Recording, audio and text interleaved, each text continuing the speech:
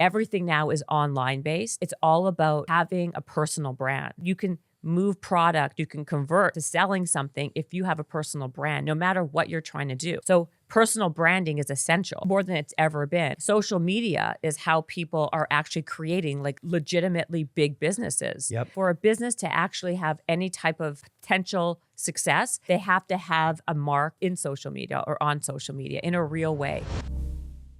All right, today I've got myself a true entrepreneur. You know, we were talking beforehand that, you know, most entrepreneurs are internet marketers. And That's right. this woman is sold businesses. She's written lots of books. She actually just came out with a book called Bigger, Better, Bolder right here. She's also a fellow member of YPO, which I'm a part of too. And it's good to have you on. Thank you for having me. This Yeah. is a great setup. Yeah. Yeah, and I love the name of your whole brand here. It's great. Yeah. No, it's been, we've actually been rebranding. I didn't intend like Wealthy to be the brand. So I had a bunch of different companies, random names, but we're now rebranding everything to Wealthy Investor, Wealthy Creator, Wealthy this. So I'm just surprised that no one's taken it. Like, that's what I'm shocked at. Like, it's such an obvious good name for like success or entrepreneurship. mm-hmm. And the fact that like no one's thought of doing that to me is like unbelievable. Yeah. Yeah. I got the domain wealthyway.com for like $8,000. And then I bought wealthyinvestor.com for $10,000. Like it wasn't that bad. Yeah, it wasn't that bad. And now Yeah. like the whole idea of wealthy is your entire umbrella is amazing. Yeah. So I'm excited about it. But for a lot of people, they might not know who you are. Who are you? In your And for me. Yeah, do you know who I am? Other than our talk. Yeah, exactly. We just had a brief conversation for like 20 minutes. Yeah, because we got introduced by a mutual friend who was also a guest on your podcast, Joe. Yep. Joe DeSenia. Yeah, from Spartan, who is a good friend and a business partner. So who am I? Well, I'm a small town girl who now lives in Los Angeles, Where were you from originally? Canada, Winnipeg. I was literally going to ask you because I know that you asked me how I knew you were in YPO. Yeah. I was literally going to ask you, are you from Canada? Because I can tell by your accent. Yeah. I played for the Winnipeg Goldeyes. Stop it. Yep. Stop it. Are you serious? Yep. I played for him in 2014. That's so funny. That is hilarious. So you lived in Winnipeg. Just for the summer. I didn't get to experience Winterpeg, but I lived in there for the summer. This has never happened to me before. I know. Many people don't know what it is. Most people have no idea what Winnipeg is. And I thought that's why I wasn't even going to say Winnipeg. I was just going to be like Canada and like leave it at that. Yep. The fact that you know what it is, you lived there Yep. is amazing. I lived in Vancouver too. You did. Well, Vancouver's a lot nicer than Winnipeg. Yeah. I mean, Winnipeg's not exactly, Yep. a beautiful city. Yep. But but I will say, because I did this TED Talk like a couple of years ago, and I talked about Winnipeg, and I said it was a small town. It's not that small. Can I tell you something? I got hate mail for saying the word small town. Yeah. But so I'm not going to make that same mistake. So Winnipeg is a mid-sized city in Canada, and I'm glad I'm glad I grew up there. And then I moved to Toronto after that. Like when I went to college in Toronto, university in Toronto. Yep. And then I moved to LA. The fact that you know Winnipeg though is insane to me. Yep. I knew you were Canadian just talking to you pre-show, but I was like, I'm not going to ask. It might come up. Yeah. Why did you want to ask? I would ask. Well, you just said the way you said about. Yeah, I was like, she's Canadian. 100%. In fact, yeah. So, and I should say also, in my little small town, I'm just a girl. Like, I also have a podcast, like similar to yours, called Habits and Hustle. So I'm involved in. I put myself involved in a lot of different businesses and entrepreneurial ventures. Yeah. One with Joe. Okay. As well. So you were telling me one of your early. By the way, businesses. show the book. Don't you want to show the book? It's like hidden in your. Yep. Bigger, better, bolder. Right there, guys. Yes, that's me being bold, by the way, by telling you to put the book on the. Get the promo. Yeah. That's how you get.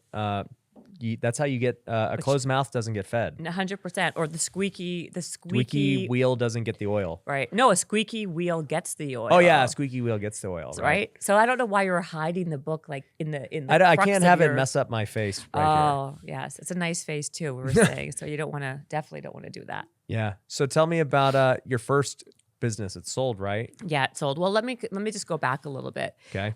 Yes, it It did sell, and I should actually tell you that my business has pivoted and changed and evolved. Like, I kind of feel like a chameleon in a little bit, because I started actually in the sports world. I used to work for the Toronto Raptors. Okay. I then went back to business school, and then I went to work for the music world. Okay. And I got myself to California doing that. And then I moved by sheer accident to move into the health and fitness world. And now I'm in the more of the entrepreneurial leadership roles and world. So I guess this is me. Why I'm bringing that up is I don't think people need to pigeon themselves into one specific area. You can move around into different areas, and there are skills that you can use and stack. You can habit stack, and there are skills that are transferable. And that's why I wrote that book, because you got to be bold and just go after what you really want, not just acquiesce to what's in front of you. Got it. So where did you develop the skills? It was just all the years of doing business? And No, I mean, well, I think I had so basically how you develop it is that you don't have to be born with it. You can become bold by practice. And so over time, the best way to get better at anything is just by working that muscle and practicing it. But really, early on, I don't know, I guess you don't know, there's a story that I tell in this TED Talk, which I don't want to ruin it too much, but when I was 17 years old, I really wanted to be a VJ for Much Music. Do you know what Much Music is? Because I've never heard of a VJ, a DJ? No, a VJ, video jockey. Okay. Yeah. All right. So that was a big deal, like a huge deal back then. So like MTV was huge back when I was a teenager. You probably don't even. You're like yeah, we had I had TRL and everything. Oh, you did have TRL. Okay, so Yep. this was the same thing, but a Canadian version. Okay. And I really wanted to have that job because I was always very much, I loved music. And I had this idea that for whatever, in Winnipeg, Keanu Reeves was coming to town to do some play.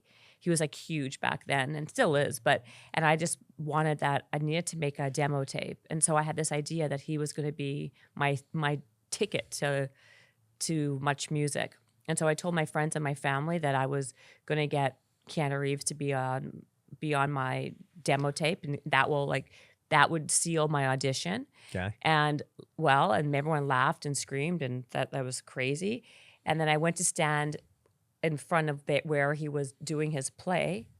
And then lo and behold, I got to him, and he thought I was crazy. He took down my phone number because it was like, he was so taken aback. He called me when I was 17 years old at my mom's house. And at that time, there's a reason why I'm even telling you the story. He agreed to it. So that he became my demo tape. And then that moment when because of him, I actually ended up, even though people thought I was crazy, that it would never happen, and it was so impossible for some kid to get some big superstar to be on her tape and then be able to get that audition that I set out to, that was a super pivotal moment because it taught me at a very young age that you don't ask, you don't get. And in order to even don't count yourself out before counting yourself in. And I learned in that moment that from that moment on, I'm going to ask for what I want. I'm going to design the life that I want versus just, like I said, just letting other people or other things around me just tell me what it's going to be for myself. So I curate what I want. And so that was my Keanu moment, kind of helped me become bold at a very young age. But we all have those things. So my point is that maybe you don't all meet Keanu Reeves, but there was something that happened at some point in your life that when you actually put yourself out there, you can fail a lot, but there's those times that you can have a small win, and it's those wins that compound, and you got to remember those wins to kind of propel you forward. So what happened after the demo tape?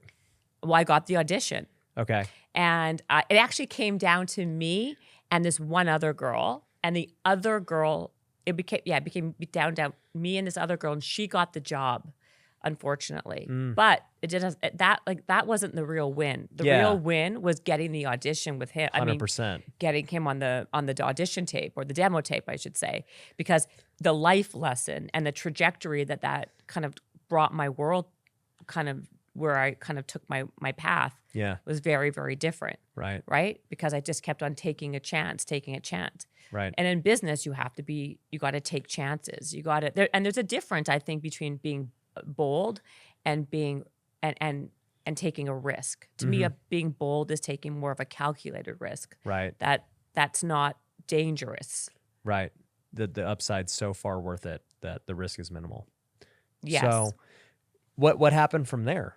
How did you evolve as an entrepreneur? Well, from there, like I said, like because I was already working my bold muscle, I was taking a lot of calculated risks over and over and over again.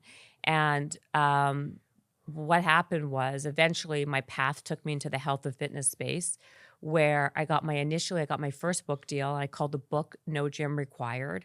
And that was kind of my moment where I thought, I have a book coming out called No Gym Required. I'm going to start my first company and I'm going to call it No Gym Required. And then the idea was I'm going to give people these simple solutions to be healthier and fit.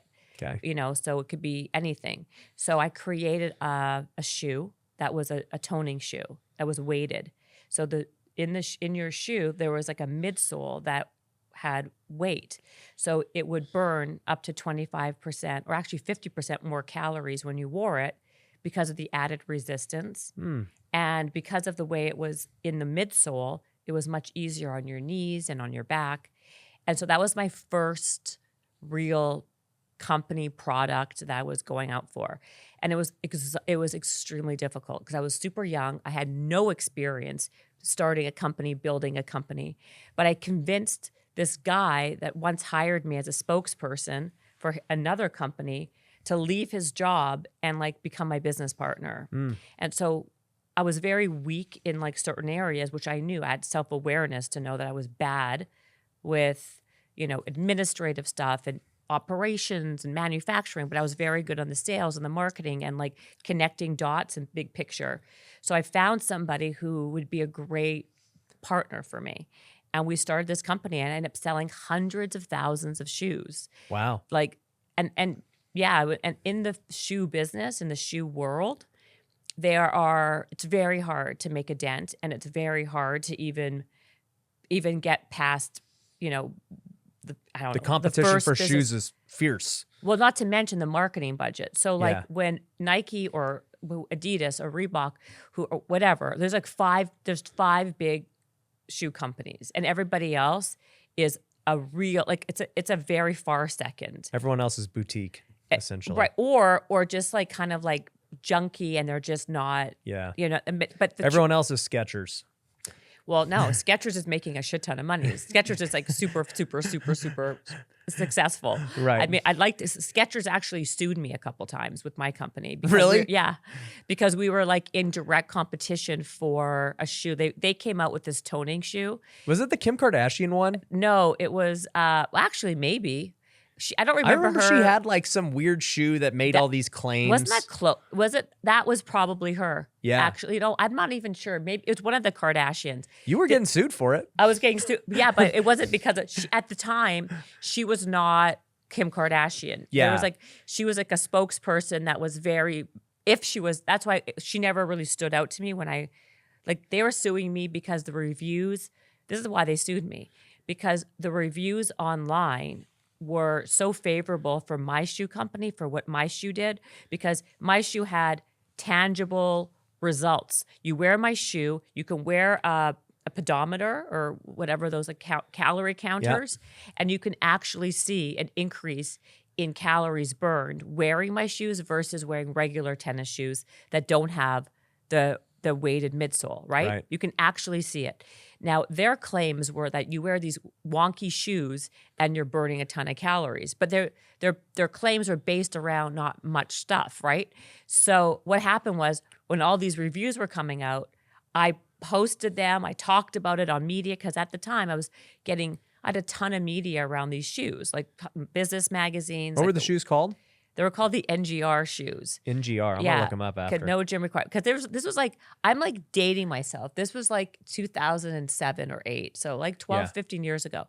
And social media wasn't social media. Right. You had to rely on gossip magazines that were the hugest thing. You had to rely on Us Magazine, Life and Style, Daily Mail. And so my shoes were all over these magazines because I gave my shoes to like every single celebrity and they would wear them and then they would get photographed with them. Right. And that's how you got traction back there. Like back then, that was the version of what we have now with social media and Instagram. Yep. We didn't have Instagram or TikTok. So I was just crushing it on a very organic street level marketing, Yeah. level, versus what like Nike was doing or all these other brands that were spending, no joke, like 100 million plus a year on marketing. Endorsers and, Well, no, I every- mean, just on simple billboards, at magazine ads, Ah, like internet ads, that's not even including the endorsement deals that they would have with like whoever, Kobe. Kobe or Michael Jordan or Yeah. whoever the hot people were. I mean, Right. endorsement deals were very different. Interestingly enough, I used to be a master trainer for Nike because I was back then, there was no such thing as a fitness influencer Right. like how it is now. So the way you had influence in the health or fitness space was who you were attached to. So if I was training a celebrity or an athlete, that was the way for a brand to gain traction. They give it to you, so you would hopefully give it to them. Right. So anyway, they sued me because that I would like promote like how my shoe was better, and they were saying that was defamation, which it really kind of wasn't because it was factual. The reviews say it. What? The reviews say it. Yeah, the reviews say it, right? And it was just me just kind of regurgitating what was out there. But with that being said, it was like basically like a David and Goliath situation because it was very hard for me to compete with a Nike and whoever else. But I ended up selling it to another brand or a shoe company they owned about 5 or 6 mid-sized shoe company, like shoe brands that were being sold like at TJ Maxx or whatever. And So that was your first exit. that was my first exit. And then I bought the shoes back 3 years later. How did those deals work? Yeah. Like, can you say what you made on the sale? Not and very then- much. So yeah, so what happened was that was my first, and like I would say what happened with that one was a very strange deal. They did a buyout where they were like, I'm going to give you $1 million. And by the way, $1 million that would be like, let's say 5 or 10 million. But for me, who was factoring my money, I didn't have one investor. Do you know what factor? You know how No. to factor money? So it's like I was taking these loans out at a very high, interest You're just taking rate. loans? Okay. And that was at an 18% interest rate, 20% interest Yeah. rate. I didn't have any investors. It was literally me buying shoes. And what I did was You're getting hard money loans. yeah, well, that's basically what I was doing. So what happened was my shoes were being made in Korea. So I had to license the technology to make these shoes in Korea, and then I had to buy every shoe. The part of the deal is I had to buy them in Korea. Okay. But they were very expensive to buy a shoe In Korea. in Korea for shipping. When you ship something from Korea to Canada or the US, a weighted shoe is exorbitantly expensive. Right. So it was costing me a lot of money. No matter how much I was selling, I wasn't buying in volume because volume is really a lot. So I was buying like in 1,000, 2,000, 4,000. Nike buys in the millions, right? Right. So it's a very, very different. So I had to kind of find somebody who can acquire me and then have the ability to make the shoes, to make a deal with Korea that I can make them in a different manufacturing place to lower the cost and then create bigger volume. So it got to be very complicated, and it was way above my pay grade and my partners. And so I found this guy, and so he's like, I'm going to give you a payout, and then I'm going to pay you a salary and a royalty off of your deal. And in exchange, we're going to like blow up this company. We're going to blow up Yeah. the shoe for you. And we can then, because I was selling these all online and in a couple of boutique stores. Yep.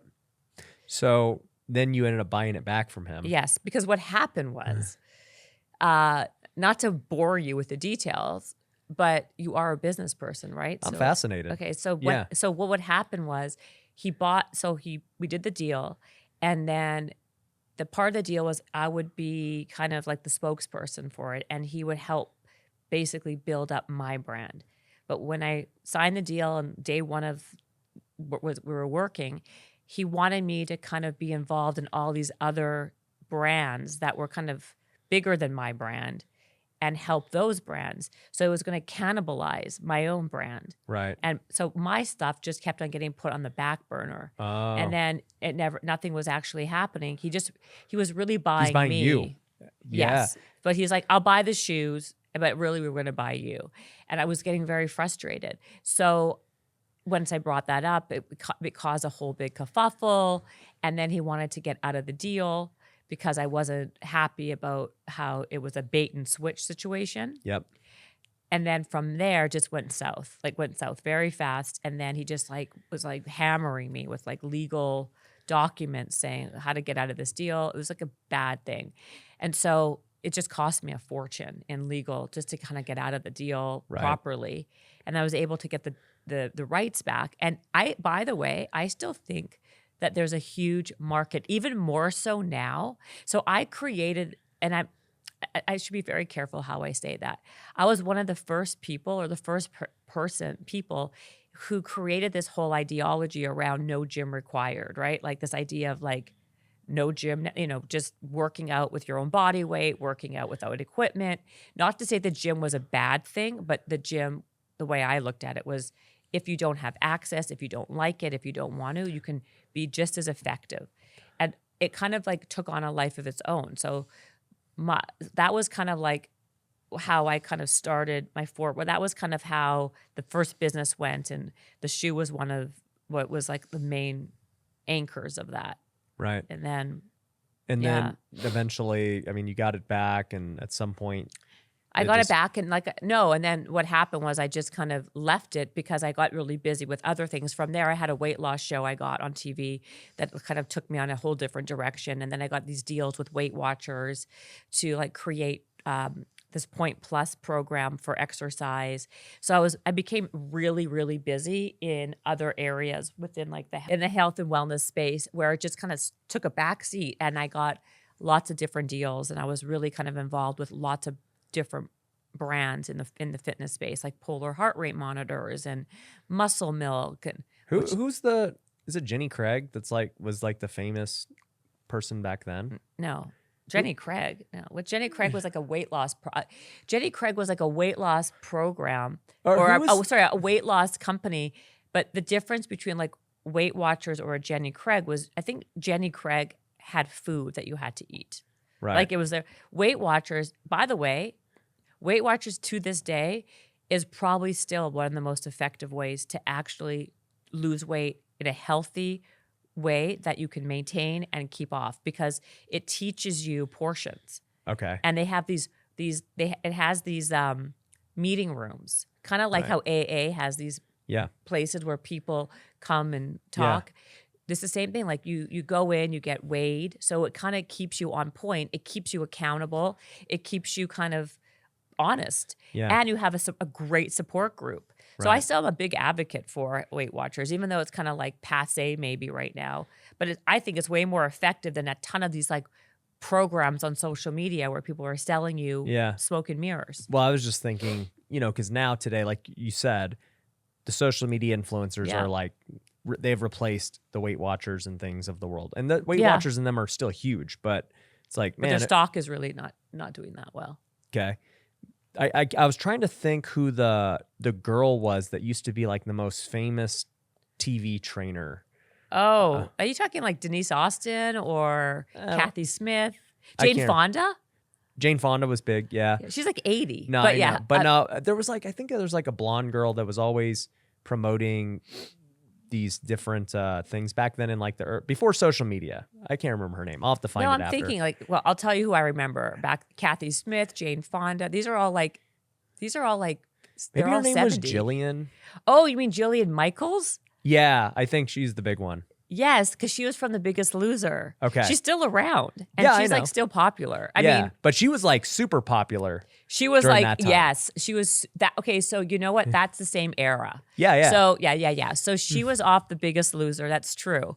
And she was very popular, but she didn't have a food system. She just had like a bunch of books. Well, I was just thinking like, because you were basically saying you became like, you were a fitness influencer before it was a thing. Yeah. But You know? differently. She had The Biggest Loser. There was a lot of, weirdly enough, that show, the same creators of The Biggest Loser is the one who did my show. And they were out, that was supposed to be the next Biggest Loser. And The Biggest Loser, actually, I was offered The Biggest Loser, but I moved to Canada, back to Canada. So I missed a huge opportunity, by the way. But anyway, I digress. But, your life takes you on a whole different path, which is a whole other story, which worked out for me. But the point is that she was really big back then. That's true. But it was different. I was much more like doing a lot of like entrepreneurial things. Like my thing was always about being an entrepreneur within the health and wellness space, Right. versus being someone that was a trainer, An like, influencer. I mean, that's I don't know. Influence is a wrong word though, because back then it wasn't. Back then, what was really popular was celebrity trainers. That Right. was the big thing. Yeah. Like if you were a celebrity trainer, like who did you train? Yeah. And that's how you leveraged your, notoriety, That's how you your got famous. popularity. Yeah. I didn't get famous because of that, but it was always the thing. Like, well, who did you train? Like, what would you like? That was the thing. Now it's about how many followers do you have? Right. Like what's your, how popular are you on Instagram? How many, basically how many followers do you have? It's a very different, but same. Real quick, if you haven't heard, my book, The Wealthy Way, is coming out December 13th. I have been working on this book for years and I'm super excited about it. And I want to have a massive launch. I'm going to need your help. So here's what we are going to do. You can actually pre-order the book on Amazon right now on the Kindle version. And the best part is that Kindle version is only going to be 99 cents. Now this book is a lot more valuable than 99 cents, but I want to get it in everyone's hands. So you can support by ordering it there right now. Now on December 13th, you can get access to the paperback, you can get access to the Audible and all that good stuff. But that's not all we're doing. If you want to really support and leave a review for the book, I'm actually going to be giving away a free course that I created called Business Builder Academy.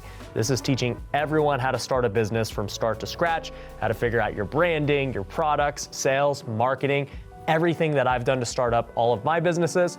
I've put into this academy and I'm gonna give it to you completely free as long as you leave a review on Amazon. So think about it. You can go buy the book for $1, leave a review, and get a course worth thousands. So if you want to support and you want to get access to that, go to wealthywaybook.com, okay? wealthywaybook.com. You'll be able to go pre-order it. You'll be able to submit proof of your review, and you're going to get access to that course. So I appreciate all you guys. Let's have a huge launch for this book and change some lives. So you obviously went through a bunch of different things in the health and wellness, and how did your career progress from there? Like, I wrote more books. You wrote more books? I wrote a book called Strong as the New Skinny that did really well. Okay. And I tended to do a lot of, a lot of the things I was doing, I felt like I ended up having a very big impact on the ethos of what was happening, right? So like I was all about being strong, not about being skinny, because everybody could be strong, but not everybody could be skinny. Yeah. So giving people a goal or something to work towards that is actually something that they can achieve. Right. So it was a whole movement around that. So first it was this whole no gym required thing. Then it was all about this idea of like women being strong and not trying to be a size 0, not looking at the scale or what size your pants are to give you any type of validation. Right. Right. And reframe how you thought about certain things. So reframe what you thought was sexy or beautiful by not looking at, if you were 100 pounds or 180 pounds. So that was my second book. I also created an app called Hot 5, which were these 5-minute workouts that you can stack. And you can either stack by doing 5 minutes of abs, 5 minutes of legs, 5 minutes of cardio.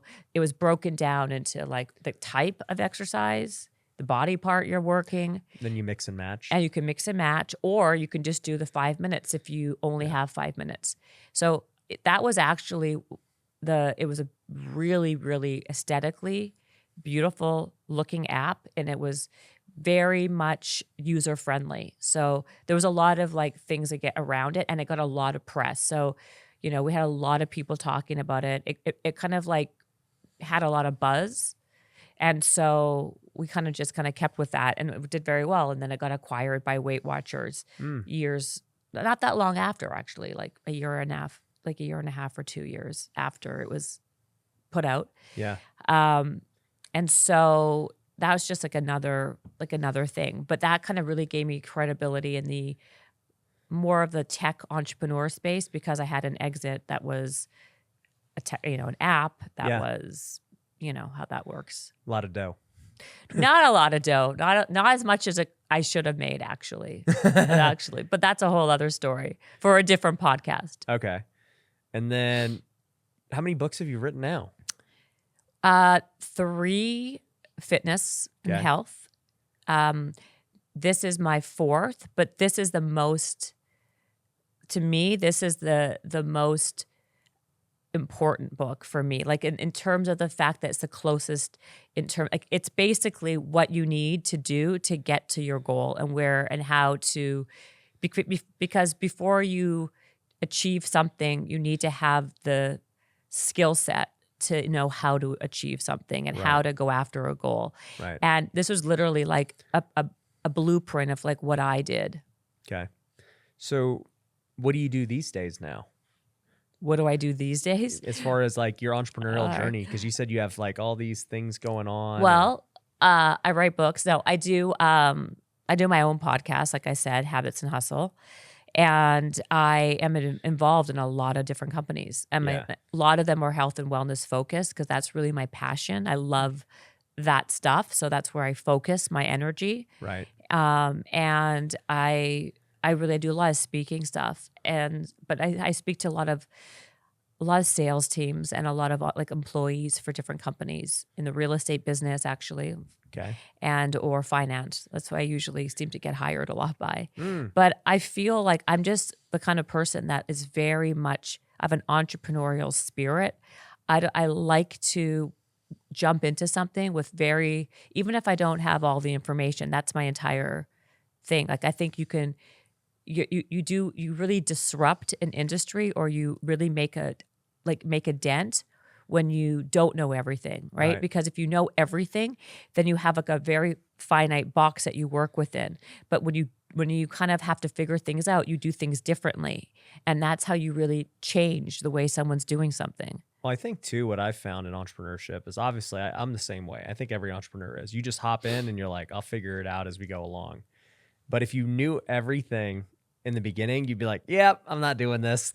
Like, it's just, there's way too much headache. But like, as you're going through them, you're like, you have no idea. And so you just keep going, and you have hope, and you just keep rolling. And then you look back at it, whatever, a couple years later, you're like, holy crap, that was a lot of problems I had to solve. That's basically my entire life, right? That was like with no gym required. I mean, if I knew the type of problems that I would hurdle after hurdle after hurdle, I would never have done it, right? And in fact, like I talk a lot about, actually in this book or in general, about this idea that naivety is a strength. I think when the less you know, the way better it is, because you don't overthink of all the things that can go wrong. Right. You just are very much hopeful of all the things that could go right. Mm-hmm. So again, like you're changing the way your brain, like what you think. So therefore, how you respond and act is very different. Yeah, one of my partners, Brian Davila, we have a podcast for real estate, specifically called the Wealthy Investor Podcast. And shocking. Yeah, he was interviewing me because he's the host of that one.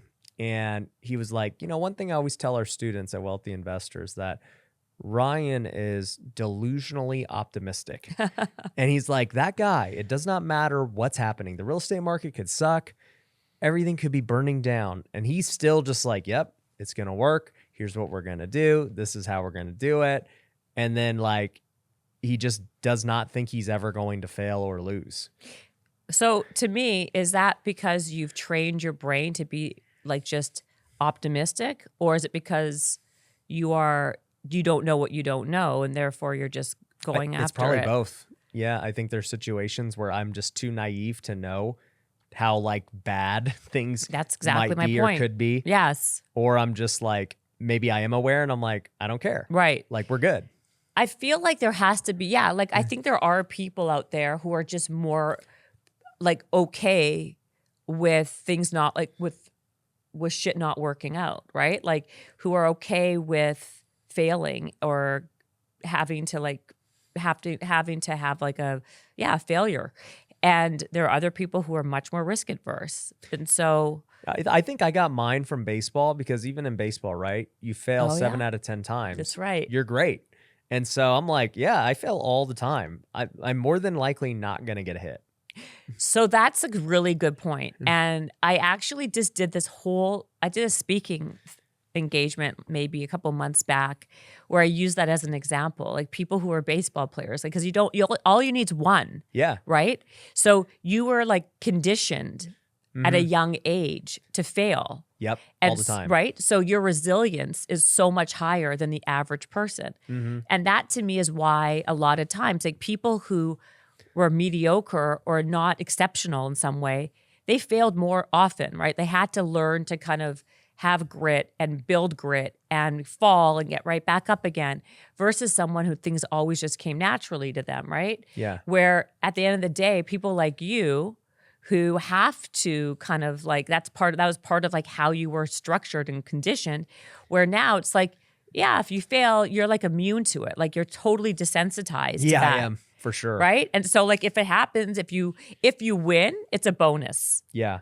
Right. It's a bonus. I know failure's like literally the roadmap to success, that you just can't get there without it.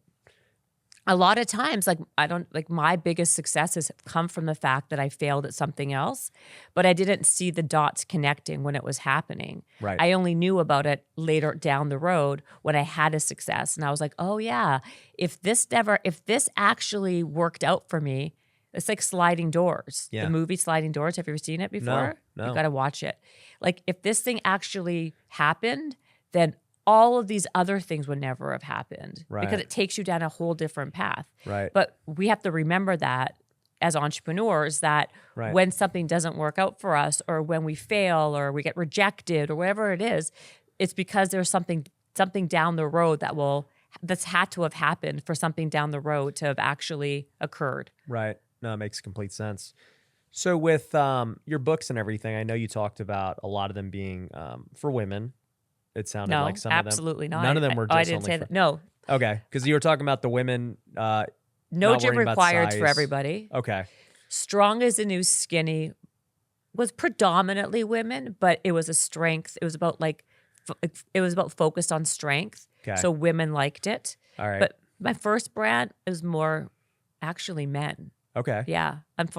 It was weird how that worked out. Okay. Hot 5, which is the app, 50-50. 50-50. Yeah. My podcast, probably 60-40 men. Really? Yeah, because Wow. my podcast is all about entrepreneurship, habits, Yeah. also like productivity. And there's a lot of women who listen to it, but I have a lot of like Mark Cuban's was on my podcast, and people like that. Cool. Where people a lot of men just like look Yeah. up to them, you know? Right. You think this new book will be about 50-50? I think so. I mean, even with my TED Talk, that was, when I looked at the comments, it was like so many comments, 50-50. It was like a 50-50 split. Yeah. It wasn't dominated by women. Right. So as far as being a woman in the entrepreneur space, have you ever I don't know, how has it been?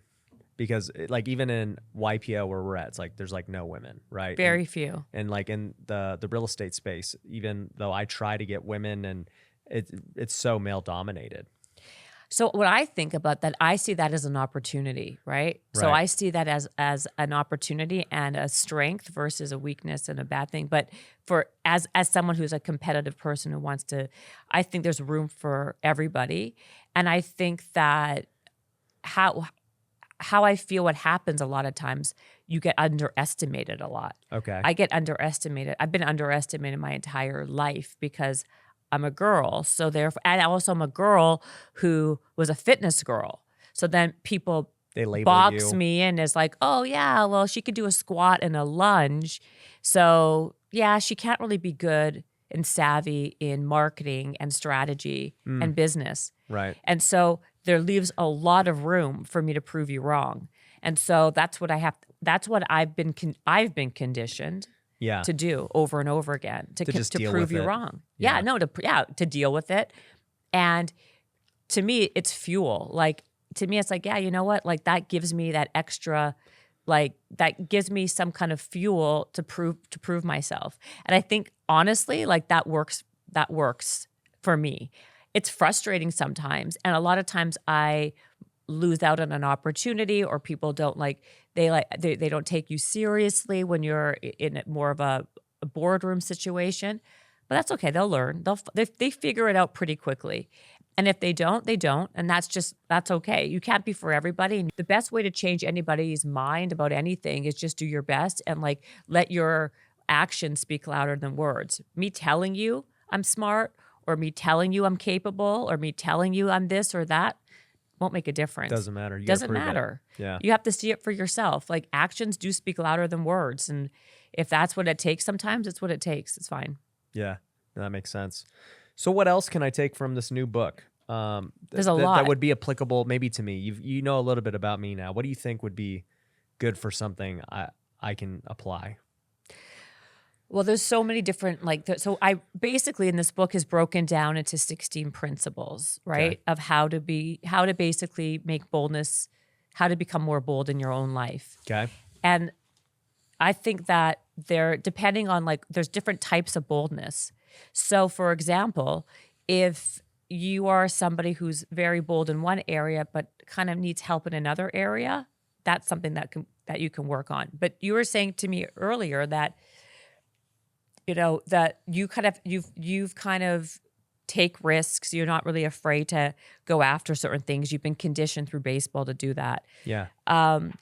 But you may also be someone, just because you might be good at that, may be good with that on a business side. Maybe it doesn't really work for you on a personal side. Right. You're someone I don't know you very well. Yeah. But a lot of times, you could be super strong in one area, Yeah. not you.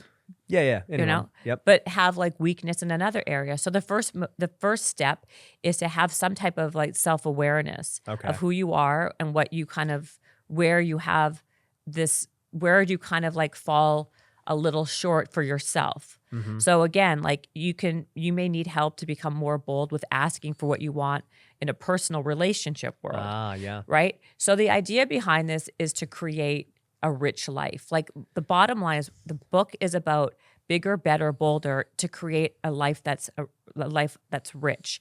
Now that doesn't necessarily and actually does not mean a book with money and cars and boats and planes. To me, that just makes you wealthy in one piece, one piece of the equation. Right. But that doesn't account for anything else. Money is not a rich life. Yeah, it helps. It gives you security and safety, and it can help. But I know a ton of people who are rich who are freaking miserable, right? It's about how do you have relationships that are fulfilling and having experiences in your life that are meaningful. Yeah. It's about a holistic approach to how to build a rich life.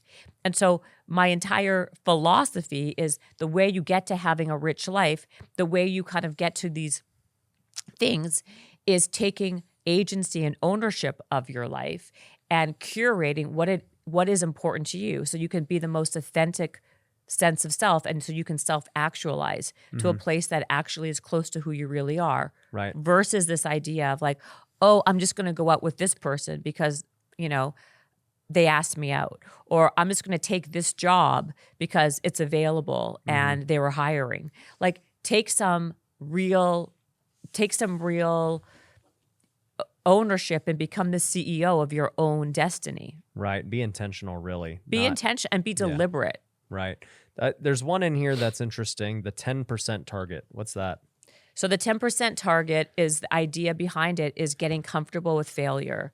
It's about the idea that you, to your point, you just need to get, you can fail 9 times, but if you win that one time, that's what you need, right? Yep. So the whole process, the whole idea behind the 10% target is you make 10 attempts at whatever you want most in life. Okay. And the truth is, you may not even get to that goal. You may actually fail all 10 times. But I promise you, if you do fail, another opportunity will present itself that you didn't even know existed by going through the process. Right. And what that also does is that gives you, it gives you that practice by asking for things, by attempting. To me, a failure is just an attempt. Right. Right? So now it's just another word for an attempt. I failed, first attempt. I failed again, second attempt. I failed 3 times, again, third attempt. Reframing how you look at failure. And the more you fail, the more desensitized you get to it. So putting yourself in these situations where you fail over and over and over again, knowingly, get you much more comfortable with it and you become immune to it. So that's kind of like the ideology behind it. And like I said, that people need to have things that they can act on that are actionable. You can't just like tell someone to do something from an ivory tower and just hope they do it. People have to go and be in motion. Something in motion stays in motion. Something stagnant stays stagnant.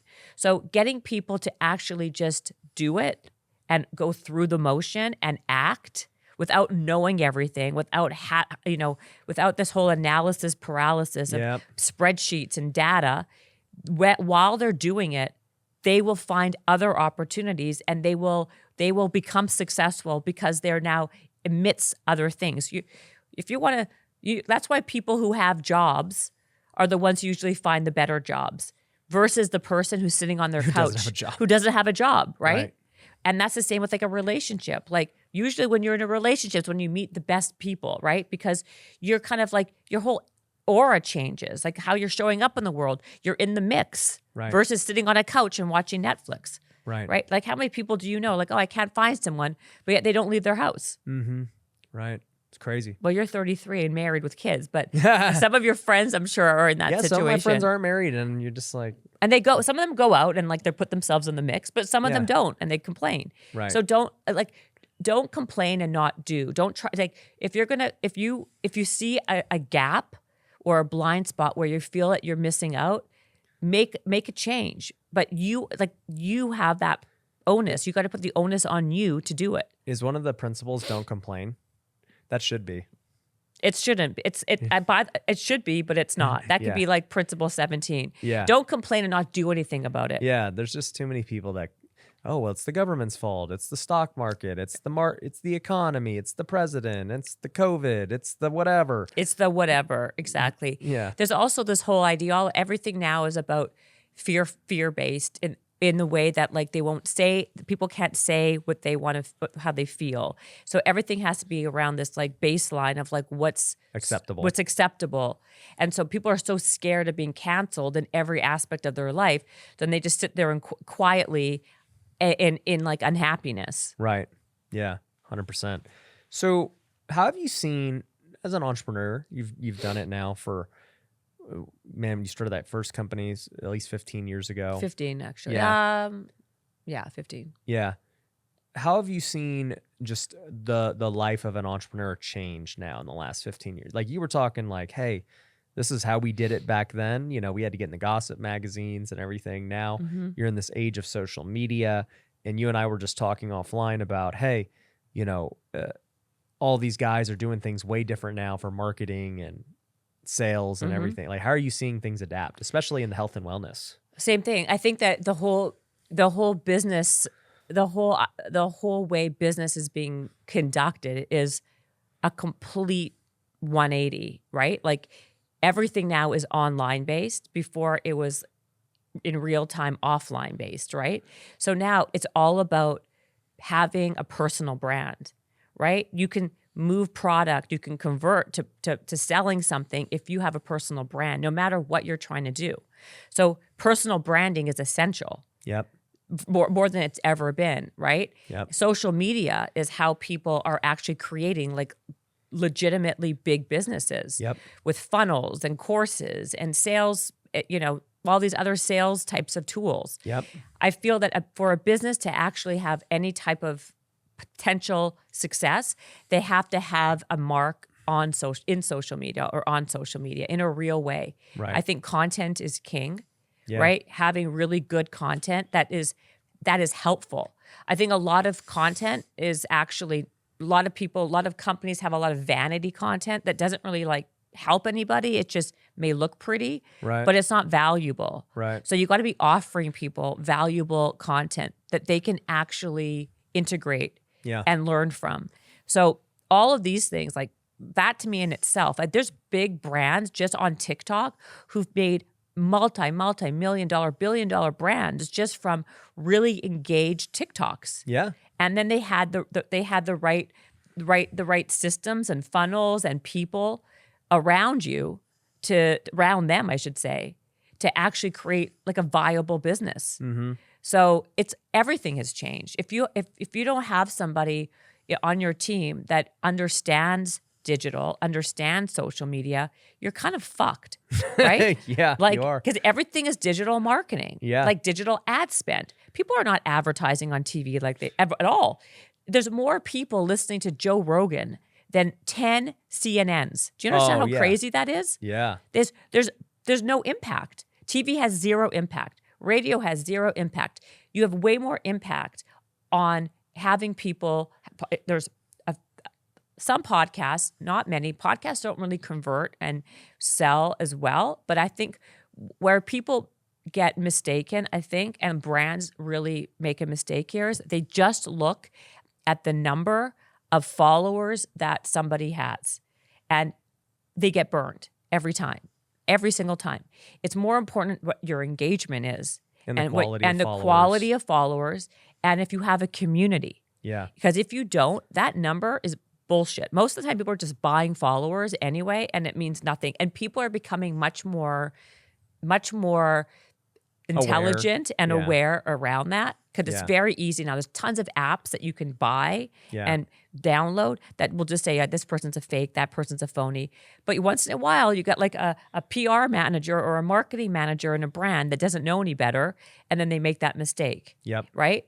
But to me, having micro influencers represent your brand is way more effective. Oh yeah, and you don't even got to pay them much. Micro influencers don't really understand their value.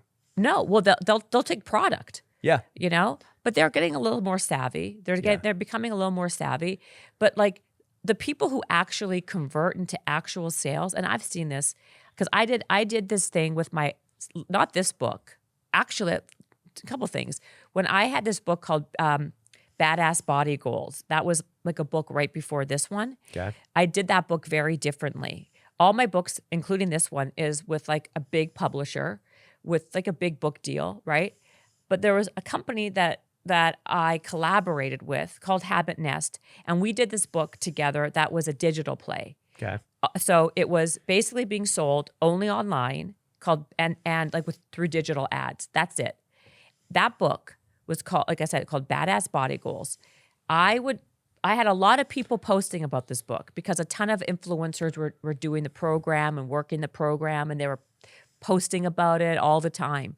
Right. And the people that actually got converted into sales from talking about the book was very, very different than I thought. I had people who had 2 million followers, 5 million followers, 20 million followers yap about that book on their story with a swipe up. Right. Ask me the conversion rate. What was it? Less than 1%. Yeah. The people that converted for me the most had 10,000 followers, 15,000 followers, 8,000 followers, because their audience is actually listening to what they're saying and are totally engaged. Yeah. And they're actually seeing the content. Right. Most of these other people, the bigger your page becomes, the less Instagram even allows those people to watch your content. So like as I grew, less people, like I run into people all the time. I'm like, they're like, oh, and I say, oh, blah, blah, blah, I'm doing this. And they're like, oh, I don't know. I follow you. I didn't know that. I'm like, yeah, because people like you're the people that actually see your content is less and less and less. Yeah. So a big tip here for brands and companies who want to sell, look for micro influencers. Do not look, the bigger the influencer, usually the worse your conversion rate's going to be. Usually. And you're going to pay a lot. And you're going to pay a ton. There's a vitamin company that I know who, I'm not going to name them. They paid somebody $500,000 for a huge influencer who had 27 million people like on Instagram and, maybe like 10 on TikTok, like a lot. Paid her maybe $500,000, maybe $750,000, a lot of money to sell these gummies, these like supplements. And guess how much they sold? The same, 500. 300 bottles. 300 bottles? 300 bottles. Wow. Do you know how much money they lost? A lot. That person was fired, by the way. The marketing person that hired the person that hired them, they were fired because they did not know the analytics of those things. You got to like study those analytics. Yeah. Now they did the same promotion with someone who had 70,000 followers. Guess how much they sold? How much? 4,500 bottles. Wow. 4,500 bottles. Is it going to make them rich? No. But imagine that. 70,000 followers converting to 4,000 bottles of a product versus a girl who has 27 million followers. Because she's a pretty girl, I bet you half of those followers were like some like guy in Kansas who like is just probably the majority. I was trying to be nice. Yeah, yes. Probably the majority are guys who ain't even working out. They're just following. They're not even looking. They're listening, watching what she's wearing. Looking at her body. They're not paying attention. Yep. But I just think that people have to be much more cognizant of what they're doing and how they're building a brand, and the fact that like building a brand through influencers is great, but put your brand on social media and you create valuable content. Yeah. I mean, that's the reason we created Wealthy Creator. I was telling you about it, before this, because I just see that trend happening. And I've seen it in my own business of like the fact that I now make content has freaking 10x'd my business. And I tell our students this all the time. I'm like, guys, you don't need to have 1 million followers. You can do damage with 10,000 followers. The same thing you're saying, like the person with 70,000 moved 5,000 units. And imagine if that was your product. You're making money. 100%. And also don't waste time creating email lists and community, like give people value. Yeah. Provide value beyond even the content. Yeah. Like what you're saying, give people like freebies, like give away a lot of the things that you otherwise would think that you have to, kind of I've given away courses. I've given away trainings. We give away, like, you can get my book for 99 cents. Like, everything we do is meant to just give. And yeah, we have really high ticket programs and products you can buy if you want. But even if you never bought from me anything, you got so much value. Right. And people remember those things. And people love free. Yeah. People love free. No matter what, no matter how much money you have, people love, it's a free thing. It kind of like connects you to people too. Gives you a taste of what you have to offer. Yeah. Yeah. Absolutely. No, I think it's great. I'm glad that you came in and chatted with me. It's been super entertaining to kind of hear your story and what you're doing. Everybody needs to go grab this book, Bigger, Better, Bolder. It's going to be on Amazon, right? It's everywhere. Amazon, everywhere. Barnes & Noble, Target, Walmart, wherever fine books are sold. There you go. Make sure you guys go follow Jennifer. We'll link to everything down below here. And we'll catch you guys on the next one. See ya. Hey, I hope you enjoyed that podcast. Thanks for making it to the end. The good news is I've got another one that I know you're going to like. And all you got to do is click it right here. Linking it right here. All you got to do is just click it. And you're going to see this new episode that you're going to love.